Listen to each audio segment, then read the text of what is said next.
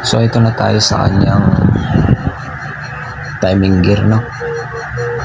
Ayan, hanapin nyo lang yung kanyang tapatan niya. Ay papasok nyo lang yan doon ilalim. Tapos yung kunyal na yan nakikita nyo. Ayan, wala siyang washer dito. Walang washer eh. Ayan, kabilaan wala siyang washer, no? Circlip lang. So bali stock lang yan. So yan, itatapat lang natin yung letrang O. Ayan, no? Itatapat lang natin para ma-timing yung kanyang gear, no? Ayan, nasisilawan lang siya ng ilaw, no? Hinahanap ko kasi yung dowel pin. Ito yung washer. Meron siyang washer dito sa may kanyang lock na dowel. Ayan, meron din yung o-ring na bilog. So, pasok na lang siya dyan. So, tapat muna natin, no? So, ayan, no? Ayan. Yan. Makita nyo yan. Yung dalawang bilog. Ayan, magkatapat yan. So, pwede na natin ipasok to. Dapat yan nasa baba.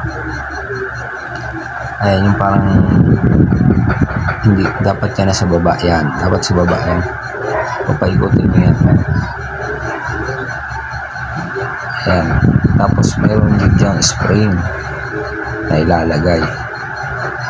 So, kinabit na natin ng lock. Ayan, may spring yan dyan. Ayan ang spring. Ilalagay yan. Ayan, kita nyo. Kahit baligtaran yan, okay lang. Ayan, yung spring niya. Tapos ganyan yung position niya dapat. Ayan, nalapat yan dyan, no? Yung parang gatla niya. Ayan, ganyan na ganyan. Okay. Tapos pwede nyo nang higpitan. Higpitan muna natin. Para makita nyo. Ayan, no? Kailangan mapasok ng ganyan. Yan. Yan. Parang lock na yan. Kung hindi siya gagalaw. Yan. Tsaka higpitan nyo siya. Diba? Tapos kakabitan natin siya ng pagtapos na ito ay yung kanyang oil seal. Gear oil seal.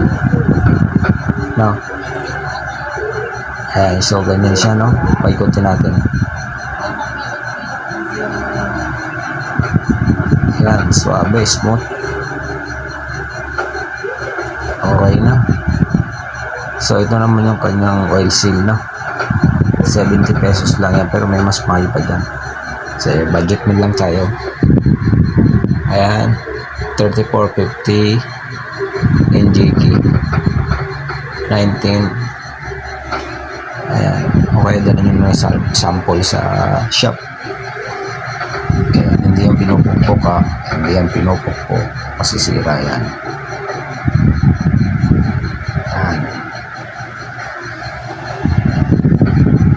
Tulak nyo lang ng kamay. Dali lang ipasok yan. Masikip-sikip lang. Pero okay yan. Yan. May spacer naman yan. So yun na.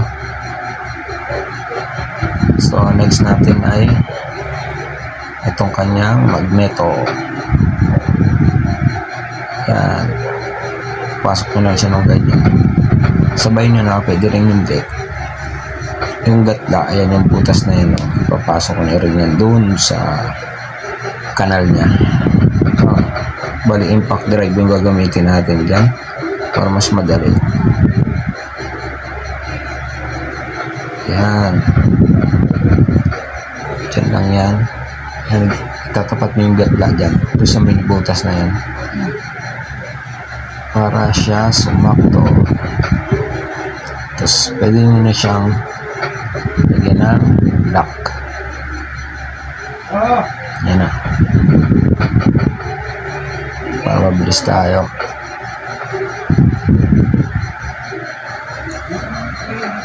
Ayan. Kusa na yung tutulak pagka meron kayong impact drive.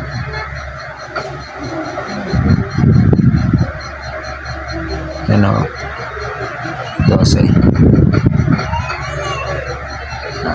Pasok lang natin yan dyan. Yan. Pwede nyo hawakan para kasi hindi naman malakas yung ikot niya, no? Sure nyo lang na pumasok talaga siya para hindi talaga pumbaklas. Ayan. Okay. Ikutin natin. Nice. Wow. Okay.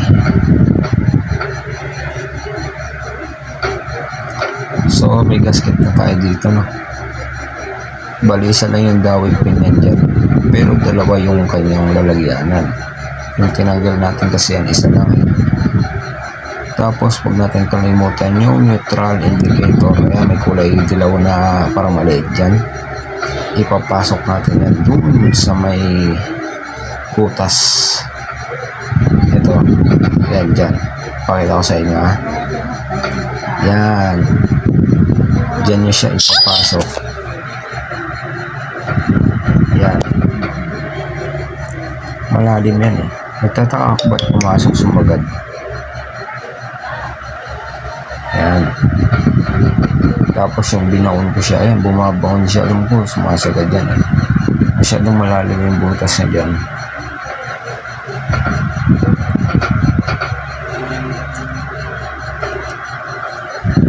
Yan. Baka kasi mamaya mawala nyo yan. Baka magtaka kayo. So, ayan. Yan yung sa neutral niya para malaman kung 1, 2, 3, 4 ganun mga neutral. Ayan. So, ito next natin yung kanyang starter gear. Yan. May dalawang washer yan o kabilaan. Yung malaki yung papasok na doon. Tapos, pwede na natin takpan. Ayan. So, ganun lang. Susunod na video natin is yung kabilang side naman, ano.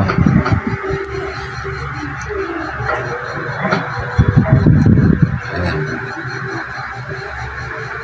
Wala nang gasket. Gasket maker na lang ilagay natin para mas maganda kasi bago naman yan. So, yun, no? Yun yung sinasabi ko sa inyo. May gasket yun, ha? Kabilaan. Yan. Neto. Yan. Tapos lagyan na natin ang tornilyo. So, yun lang. Salamat sa panonood. Ayan. Siyempre, basic na lang yan. Tornilyo lang naman yan. Ano? Sunod nating video is kabila naman. So, maraming salamat. Yan, it is.